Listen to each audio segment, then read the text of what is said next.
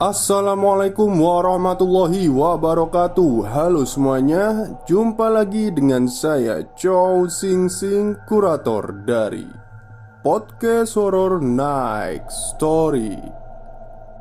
Halo, apa kabar semuanya? Semoga kalian pada sehat semua ya.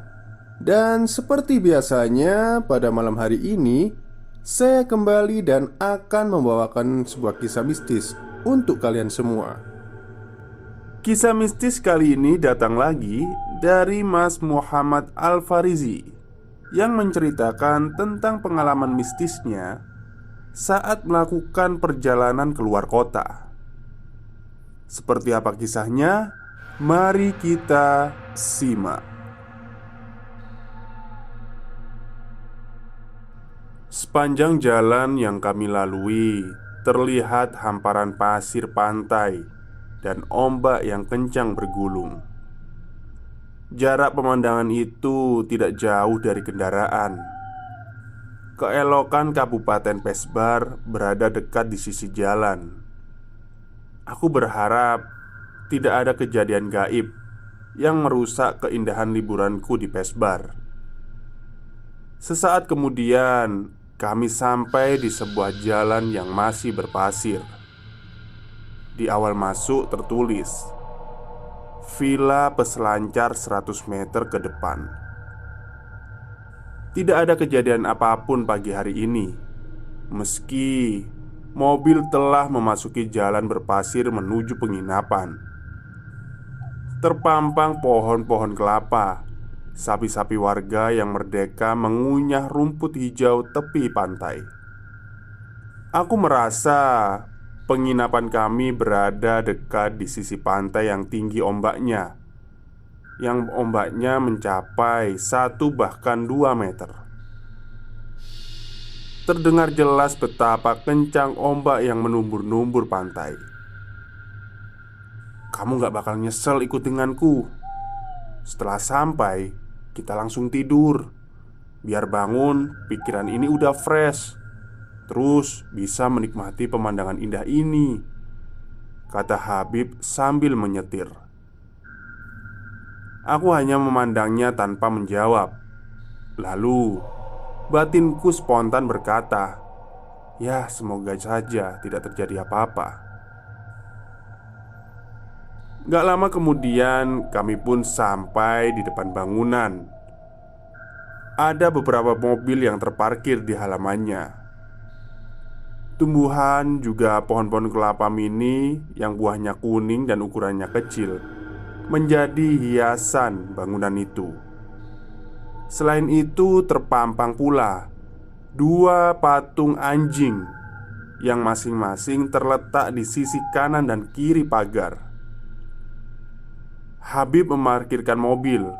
Dia menghela nafas setelah mesin mobil diberhentikan menyala. Bisa istirahat juga kita ya, ujarnya seraya meregangkan tubuh. Kami berdua keluar bersamaan dan tidak lupa membawa seluruh perlengkapan serta pakaian. Saat menutup pintu, aku dan Habib meregangkan tubuh. Bunyi tulang atau otot terdengar jelas di telinga kami. Aku dan Habib tak mampu menahan tawa setelah saling memandang lantaran pegel yang tak bisa disembunyikan. Kami melangkah ke lorong masuk. Bentuknya persegi 4 seukuran pintu. Namun tidak ada sekat apapun. Nampak jelas luarnya pasir pantai dan laut lepas Kabupaten Pesbar. Ombaknya bergulung-gulung terus menghiasi pantai itu. Di meja resepsionis sekaligus tempat makan, kami pun langsung duduk dan meletakkan barang-barang di lantai. Wanita yang menggandeng 3 anjing secara sekaligus tersenyum menyapa kami. Lalu dia menghampiri dan bertanya, "Selamat datang di penginapan Pantai Peselancar. Kelihatannya sangat lelah. Dari mana nih tuan-tuan?" ujarnya yang masih berdiri dan memegang tali temali anjing-anjingnya. "Kami baru tiba dari Bandar Lampung. Apa Anda kenal dengan Zul?" tanya Habib seraya menggoda anjing-anjing perempuan itu. Dia sok akrab. Perempuan itu bertubuh langsing. Tingginya sekitar 145 sampai 150 cm. Dia mengenakan yukensi dan celana pendek di atas dengkul. Kulitnya langsat Jepang, namun mungkin karena sering bermain di pantai, maka agak mengkilat sawo matang. "Oh, sedang menunggu Zul. Baiklah, saya panggilkan. Dia sedang mengurus tamu dari Australia," jawab perempuan itu lalu meninggalkan kami sembari membawa anjing-anjingnya. "Hei, hei, ayo kita ke sana," terdengar perempuan itu berbicara kepada salah satu anjingnya yang berwarna hitam, karena hewan itu enggan mengikuti langkahnya. Sesekali aku memandang ke arah laut yang sangat luas. Sesekali juga aku memejamkan mata. Namun hanya sebentar karena di halaman penginapan ini ada banyak patung anjing. Mungkin 10 atau mungkin saja lebih. Di tiap kamar terdapat patung anjing yang nampak di depan mata. Ada 8 kamar, sedangkan di depan kolam renang ada 3 patung anjing. Lalu di jalan yang kecil yang mengarah ke pantai ada 4 patung anjing, masing-masing di awal dan di akhir jalan. "Woi, ngelamun aja nih. Sono pesen makan atau minum," kata Habib. Sontak pikiranku tentang patung-patung tersebut amburadul. Setelah minuman datang, maka langsung saja aku mereguk soda dingin sembari memandang pantai. Namun, lagi-lagi fokusku buyar karena Mazul datang. Dia langsung mengenalkan diri. Tidak lupa meminta maaf kepada kami karena telah menunggu. Wajah Habib nampak kucel. Rambutnya berantakan. Kantung matanya bengkak dan wajahnya merah agak hitam. Langsung saja dia meminta Mazul untuk mengantar kami ke kamar masing-masing. Ruangan kamar penginapan ini cukup untuk berdua bahkan bertiga. Namun Habib enggan tidur denganku. Sejak kecil ia terbiasa tidur sendiri. Dia hanya memiliki satu saudara kandung, yaitu perempuan. "Ya sudah mas, kelihatannya sudah sangat lelah. Silakan istirahat. Kalau perlu makan atau minum, mas hanya perlu menghubungi kami menggunakan telepon yang tersedia di meja," ujarnya seraya menunjuk ke arah meja. Aku langsung masuk ke dalam kamar yang bersebelahan dengan Habib. Namun, tidak langsung tidur atau merebahkan tubuh. Justru aku melangkah ke pantai. Mataku mengernyit. Tepi pantai yang jarang ditumbuhi pohon-pohon terasa begitu terik. Tapi, berjalan di atas tumpukan pasir putih yang halus dan tebal, sungguh merasa seperti aku sedang diterapi. Rasa geli dan nikmat di tapak kaki mengirim energi positif ke kepala. Saat tiba di pantai, aku hanya berdiri dan terdiam, memandang samudra luas tanpa pulau. Setelah merasa cukup menikmati angin laut, aku membalikkan badan untuk menuju ke dalam kamar. Namun, saat baru setengah memutar badan, di arah kiri terlihat ada rumah. Warnanya putih dan oranye, tapi seperti bertahun-tahun tanpa penghuni. Selain itu, aku tidak melihat patung anjing di depan atau di halamannya. Rumah itu ditumbuhi rumput kira-kira tingginya 10-15 cm.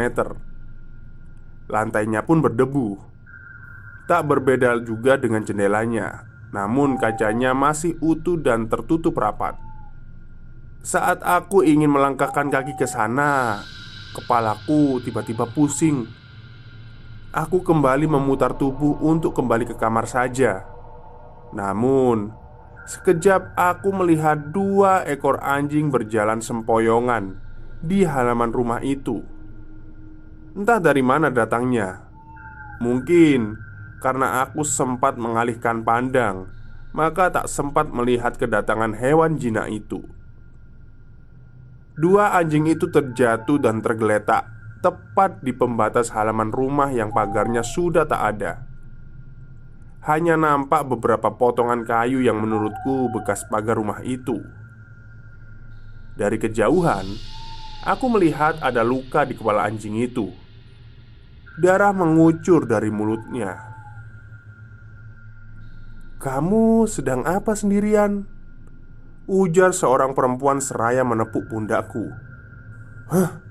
Sontak aku terkejut dan langsung membalikkan badan. Mbak, saya sedang menikmati suasana pantai saja," jawabku tersenyum kepada perempuan yang tadi membawa 3 anjing. "Itu rumah udah lama nggak ada penghuninya. Pemiliknya sudah bertahun-tahun belum kembali," ujarnya. "Ya sudah, saya balik ke kamar dulu ya mbak. Mungkin nanti sore suasananya di sini lebih menyenangkan," jawabku langsung meninggalkannya. Saat sudah di tengah lorong antara pantai dan penginapan, perasaan ini ingin sekali menengok ke arah perempuan tadi. Dia masih seperti pertama kami bertemu. Ia membawa anjing, namun tadi hanya 1.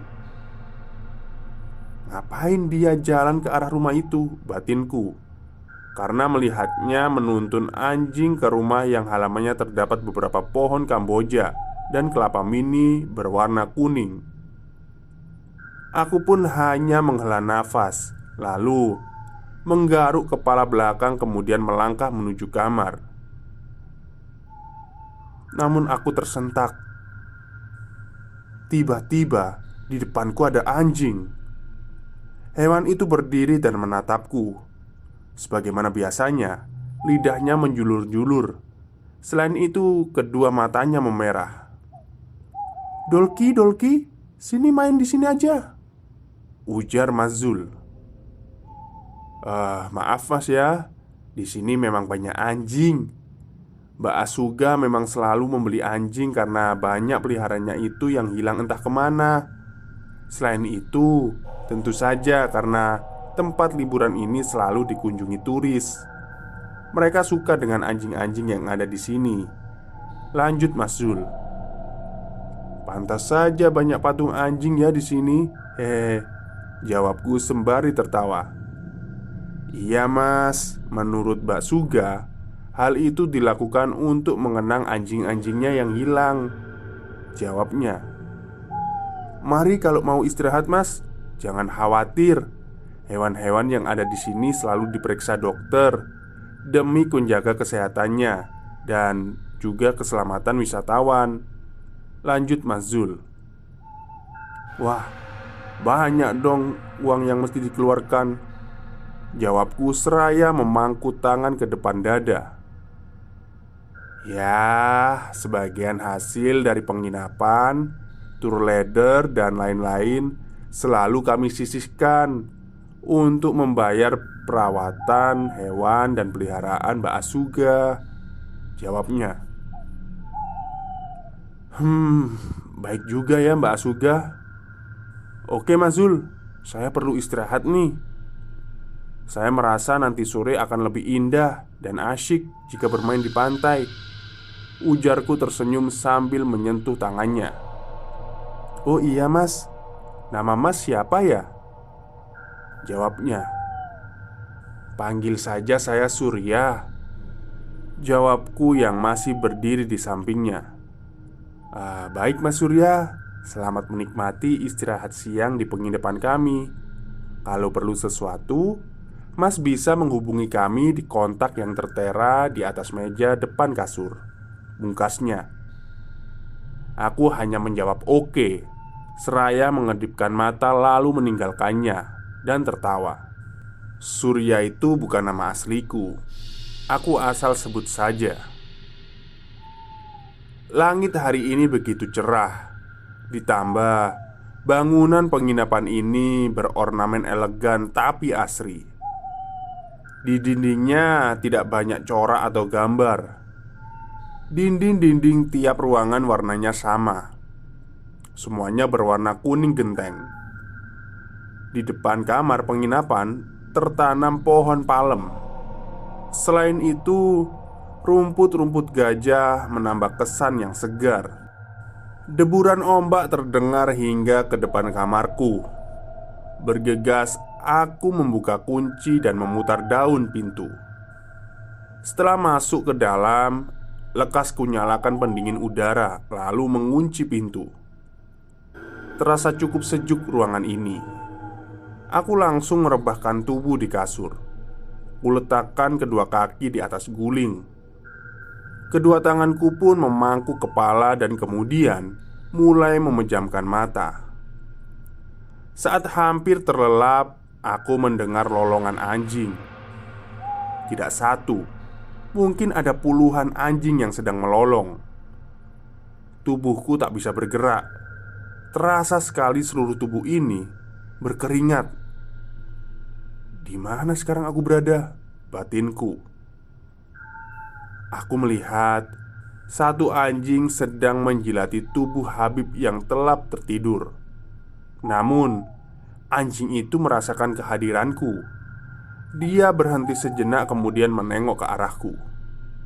Matanya merah berair. Kepala anjing itu penuh dengan darah. Aku pun mundur selangkah.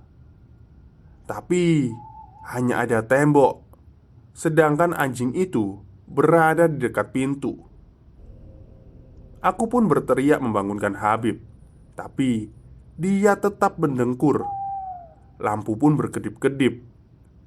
Dari penglihatan samar, anjing itu terseok-seok mendekatiku. Kedua kaki belakangnya diseret. Kedua tanganku meraba-raba tembok. Bayanganku mencari-cari lubang untuk keluar dari ruangan ini. Sementara anjing itu kian mendekat. Namun, saat jaraknya hanya 30 cm dariku, tercium bau amis darah.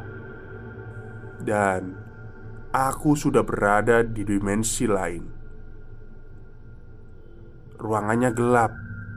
Terlihat ada kasur dan ada lelaki serta perempuan bule yang saling berpelukan.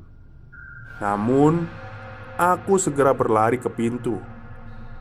Dua ekor anjing berdiri di sisi kanan dan di sisi kiri kasur mereka. Dari mulut mereka mengucur darah, dan sesekali mereka melonglong. Aku berteriak, tapi tidak ada yang mendengarku. Pintu kamar ini pun tak bisa terbuka. Aku menendang hingga mendobraknya, tapi nihil. Aku pun berlutut dan menundukkan kepala. Tanganku menyentuh rambutku yang basah karena keringat. Namun tidak lama kemudian, cahaya dari atap ruang gelap ini menyinari lantai yang sedang kuratapi. Aku tersadar dan terbangun. Apa yang telah terjadi di tempat ini? Sontak pikiranku bertanya-tanya. Sementara kedua tanganku mengusap peluh di kening ini. Aku berjalan ke meja kemudian duduk di bangkunya. Segera aku buka tutup botol air mineral. Aku pun menarik nafas cukup dalam hingga terasa nikmat kepala ini. Kemudian aku menghembuskan nafas dan menikmati air yang membasuh isi tenggorokanku. Debur ombak terdengar hingga ke kamarku. lekas aku mencuci wajah. Detak jam berbunyi dari ruang sunyi. Waktu memberi informasi kalau matahari akan segera kembali. Belum sempat aku mengunci kamar, mata ini tertuju di tempat makan. Di sana ada Mas Zul dan Mbak Asuga. Mereka nampak serius membicarakan sesuatu. Mas Zul menganggukkan kepalanya setiap kali Mbak Asuga selesai bicara. Aku tak melihat Mas Zul banyak berbicara sesuatu. Nampak dari sini dia hanya mendengar perkataan perempuan itu. Kenapa juga aku memikirkan mereka? Batinku seraya menggelengkan kepala, kemudian mengunci pintu. Tapi aku kembali berpikir saat ingin melangkahkan kaki ke pantai. Aku bertanya-tanya dalam hati tentang siapa perempuan itu.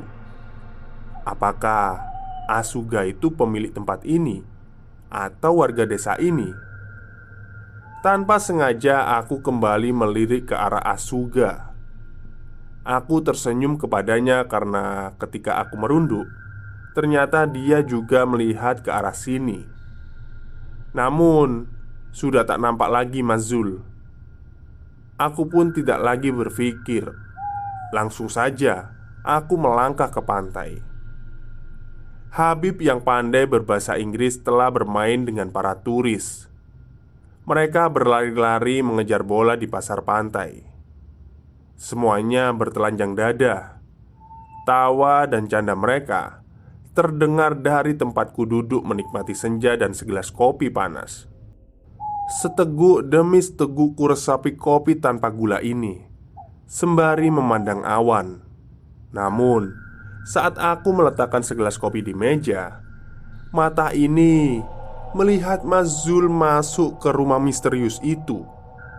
Dia masuk dari arah yang berbeda. Aku melihat dia berjalan sambil menenteng perkakas rumah tangga. Aku mulai berdiri, kemudian melangkah ke rumah itu. Langkahku cepat tapi tidak berlari. Habib memanggil aku dan aku pun menjawab, "Sebentar." Ngapain Mas Zul membawa lepel dan sabun lantai ke rumah itu? Pikirku. Langkahku menuju ke dalam rumah itu untuk melihat apa yang sedang dilakukan Mas Zul. Sempat berhenti. Sehelai daun jatuh dan menyentuh pundakku. Aku melihat ke arah daun itu. Sejenak, pikiran berubah. Entah mengapa tiba-tiba saja aku mencurigai perilaku Mas Zul. Aku pun mengendap-endap masuk ke pekarangan rumah itu. Rumah ini berada jauh dari pemukiman. Sesekali aku memperhatikan sekitar. Nampak jelas hanya pohon tebu dan pohon kelapa. Bangunan ini masih bisa ditempati. Dinding-dindingnya masih bagus dan catnya pun terlihat seperti baru, 1 tahun baru diganti. Selain itu, plafonnya masih sangat terurus. Namun, mustahil bangunan ini ada yang menempati. Apalagi tak jauh dari sini sudah ada penginapan yang lebih bagus dan ramai. Krek. Suara ranting terinjak oleh kakiku. Jantungku pun berdegup cukup kencang. Keningku mulai berkeringat. Tapi aku tak menghentikan langkah. Aku terus berjalan sampai menemukan jendela kaca. Ada yang bergerak-gerak dari balik kaca. Mulai ku dekatkan mata ke depan kaca. Aku melihat ternyata Mas Zul sedang membersihkan lantai. Ada darah di sana dan ada 2 ekor anjing tergeletak di lantai. Apa ini berhubungan dengan mimpiku? Aku pun membatin melihat semua keanehan ini. Secara nggak terduga, aku berjalan ke arah belakang. Di sana, aku menemukan pintu yang terbuka. Langsung saja, diri ini melangkah menghampiri Mas Zul. Saat berada di satu ruangan, aku justru mengambil ponsel pintar, inisiatifku untuk merekam peristiwa yang terjadi. Lalu, setelah merasa cukup dengan barang bukti, aku berjalan ke arah Mazul. "Apa yang kamu lakukan? Ini kenapa anjing-anjingnya?" Mula-mula dia tenang, mengarahkan pandangannya ke wajahku.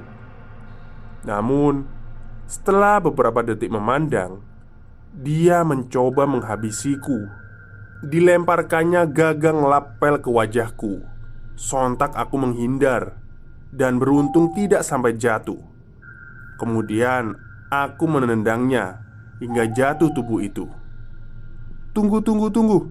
Saya hanya orang suruhan. Saya pun udah muak dengan ini semua," katanya seraya mengangkat kedua tangannya. "Aku bisa menceritakan ini semua padamu, tapi biar ku selesaikan dulu pekerjaan ini. Tunggu aku di pantai. Semua akan kuceritakan di sana," jawabnya panik. "Ceritakan saja sekarang di tempat ini," jawabku. "Sebentar lagi Asuga akan kemari. Aku tidak mau terjadi sesuatu yang lebih dari ini. Tolonglah." "Kalau kamu bertuhan, tentu akan menepati janjimu," jawabku lalu meninggalkannya. Aku pun meninggalkan rumah itu melalui pintu belakang. Tapi aku sudah terlanjur masuk ke dalam peristiwa ini. Ku tengok-tengok ke segala arah sampai penglihatan ini tertuju pada semak belukar. Sebelum bersembunyi di sana, aku lebih dulu menarik nafas. Sejak tadi, jantung ini berdegup cukup kencang. Segera aku berlari menuju semak-semak. Ada suara langkah kaki dari arah halaman rumah. Dari daun-daun yang bercelah, nampaklah Asuga masuk ke rumah. Tapi dia tidak membawa anjing. Padahal dua anjing yang terkapar di dalam bukanlah hewan yang sering ia bawa bermain. Apakah perempuan itu dalang dari itu semua? "Kenapa anjing ini belum kamu eksekusi, Zul?" kata Asuga kepada Zul yang masih mengelap lantai. "Aku ingin berhenti bekerja. Ini pekerjaan terakhirku. Tapi cukup membersihkan lantai saja. Lebih dari itu silakan kamu mencari orang lain saja," ujar Zul tegas. "Berani kamu bicara seperti itu? Jelas kamu akan membongkar semua ini," jawab Asuga agak berteriak. Aku melangkah memasuki rumah. Di depanku, di tangan Asuga, sudah ada bayonet yang memantulkan cahaya. Tanda kalau bayonet yang digenggam Asuga sangatlah tajam. Asuga terjungkal dan dia terjatuh tepat di samping anjing-anjing yang telah mati. Kalau saja aku tidak bertindak menendangnya, maka leher atau kepala Zul ditusuknya dengan benda itu. Zul pun berdiri dan mencoba meleraiku, sedangkan Asuga menatap ke arahku. Sorot matanya memperlihatkan kekesalan dan dendam. "Ternyata kamu dalang dari ini semua ya. Semua anjing-anjing yang kamu bunuh telah menjilati tubuh-tubuh wisatawan," kataku kepada Asuga yang belum juga berdiri dan hanya melotot ke arahku. "Sudah mas, ini urusan kami. Lebih baik mas pergi dari penginapan ini," kata Zul sembari mengajakku meninggalkan rumah ini. "Ceritakan apa yang sudah lama terjadi di sini," kataku kepada mereka. Zul tetap diam dan hanya menunduk. Namun secara tak terduga, Asuga berlari menuju pintu depan. Aku tak sempat mengejarnya. Dia langsung membuka pintu, kemudian berlari ke arah pantai. Sekilas, aku sempat bingung karena melihat tangis Asuga. Seperti ada sesuatu yang sangat menyakiti perasaannya. Karena itu, aku ingin sekali mengetahui sesuatu di balik pembunuhan anjing di sini. Kenapa dia bisa bunuh anjing-anjing di sini? Apa anjing ini merusak lahan pertanian? Atau justru anjing ini menjadi korban kebiadaban? Tanyaku kepada Zul. "Eh, dia bukan asli orang sini, Mas.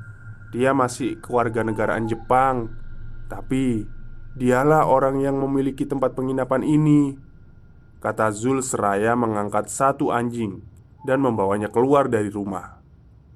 Sudah bertahun-tahun dia meninggalkan keluarganya di negara kelahirannya.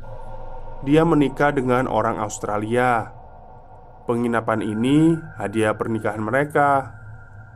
Jelas Zul seraya melempar satu anjing ke dalam semak belukar. Lalu dia kembali masuk ke dalam rumah itu untuk mengambil anjing yang satunya lagi. Aku pun mengikutinya. "Lalu, di mana suaminya itu?" tanyaku. "Jalinan mesra mereka hanya bertahan 1 tahun. Suaminya mendapat tugas di Berlin. Sejak itu, mereka hanya berhubungan melalui internet. Sampai suatu waktu, Asuga menangis di tepi pantai saat bulan menampakkan kecantikannya. Saya yang gak sengaja melihat itu langsung menghampirinya. Dia mengatakan kalau suaminya sudah menikah lagi di Jerman. Kemungkinan kecil untuk kembali ke pulau ini, terang Zul. Zul pun kembali mengekat anjing yang berlumur darah. Bajunya pun berlumur darah, tapi aku nggak ngelihat raut jijik di wajahnya. Oke, mungkin itu saja cerita pada malam hari ini. Ini saya bagi jadi part 2 ya, karena panjang sekali ceritanya. Dan untuk part 2-nya insya Allah besok akan saya upload. Terima kasih sudah mendengarkan pada malam hari ini. Selamat malam dan selamat beristirahat. Wassalamualaikum warahmatullahi wabarakatuh.